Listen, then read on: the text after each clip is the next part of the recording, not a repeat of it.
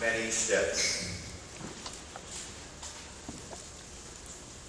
Those who go to kindergarten, middle school, elementary school, high school, college, graduate school for some, marriage, family, perhaps a vocation to the religious life. Many, many different steps are yours, are all of us, but are yours as you graduate today. You take another step. That's what graduation means. Another step, another grade above you go. And these steps will only end in your life and our life when we die and we take that final step to be with God for all eternity. Today, you, as you graduate from Nativity, you make an important step. A graduation from elementary to high school. From Nativity School to Bishop O'Connell, Bishop Ireton High School, Georgetown Visitation, Gonzaga, Hayfield, Langley, Paul VI, West Springfield, and St. Andrews. And those are places that you must bring what you have been taught here at Nativity School. Your theme this year has been Strength for the Journey. And this strength you have received in many different ways. First of all, this strength, and you must never forget this strength first was given to you, yes, by God, but this strength was given to you by your parents who brought you into this world. I have a banner that I have in my office that's traveled with me in many different assignments that says, I am because of my parents' love. Never forget that this was the first place you received that strength from a mother and a father. And as I shared in the opening of this Mass, teachers as well have been your strength. But strength must be utilized. What we don't use, we lose, they say. Strength must be utilized. And there are various types of strength, but I would suggest one to you tonight that every one of you can utilize. Every one of you. And that is to have the strength to stand up for what is right. To have the strength to say yes when yes must be said, because you know in your conscience it must be said. And to have the strength to say no, because in your heart and in your conscience you know that no must be said. And that will be difficult, as any of us adults can also attest. Because sometimes we know we'd rather say no when it should be yes, or vice versa.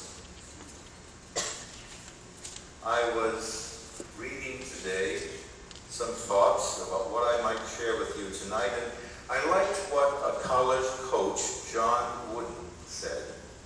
Do not let what you cannot do interfere with what you can do. And I would like to say that does not necessarily apply to academics. Do not let what you cannot do interfere with you, but with what you can do.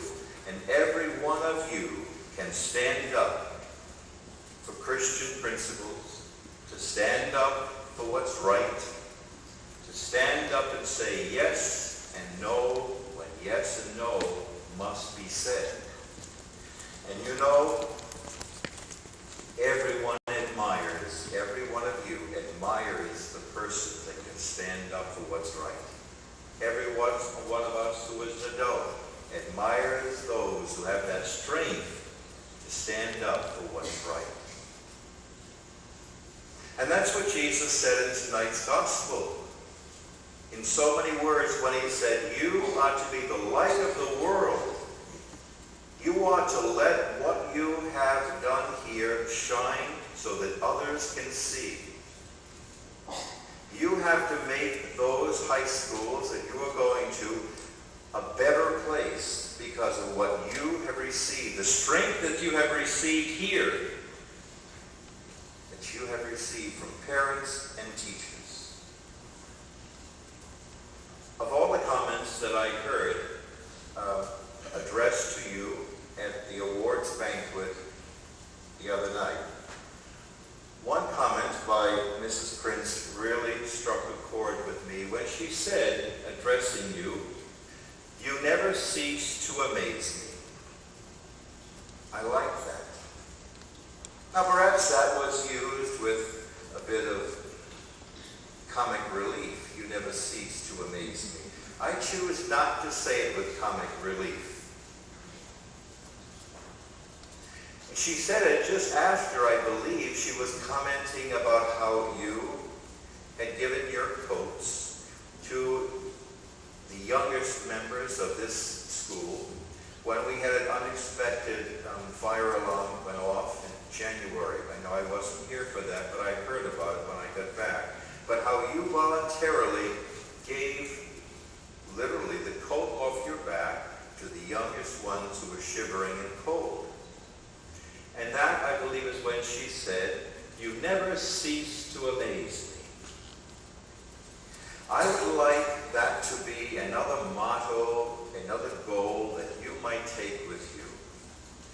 Yes, strength for the journey was your theme this year.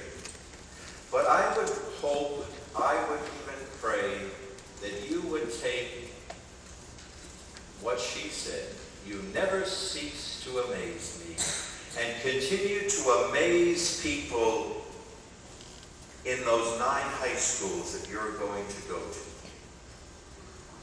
I hope and pray you'll take that seriously. Never cease to amaze others by what you are all about. That's the challenge I would suggest to you tonight. Again, in my reading today, I came across another saying by a senator who was a Native American Indian, Senator Ben Nighthorse Campbell, when he said, "There is but one secret to success: never give up." There is one secret to success: never give up. Never give up trying to make a difference. Never give up trying to be that strength for others. And never give up from trying to be what Jesus speaks about in tonight's gospel, the light of the world and the salt of the earth. There is but one secret to success: never give up. We know the strength of the journey. You have the Lord with you on your side, walking right next to you. I wish you many happy years ahead. I used to always say to youngsters and graduates in elementary and in high school, "You are our future."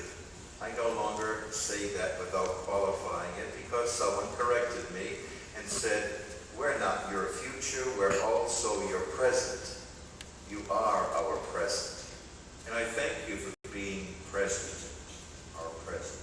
But I also look out here and see this is our future. You can make a big difference. Perhaps you don't understand fully what I am sharing, but you are that future. Take the strength that you have been given in this school and by your parents and make that difference. Never give up being the light of your world. If you do that, you will always be a success.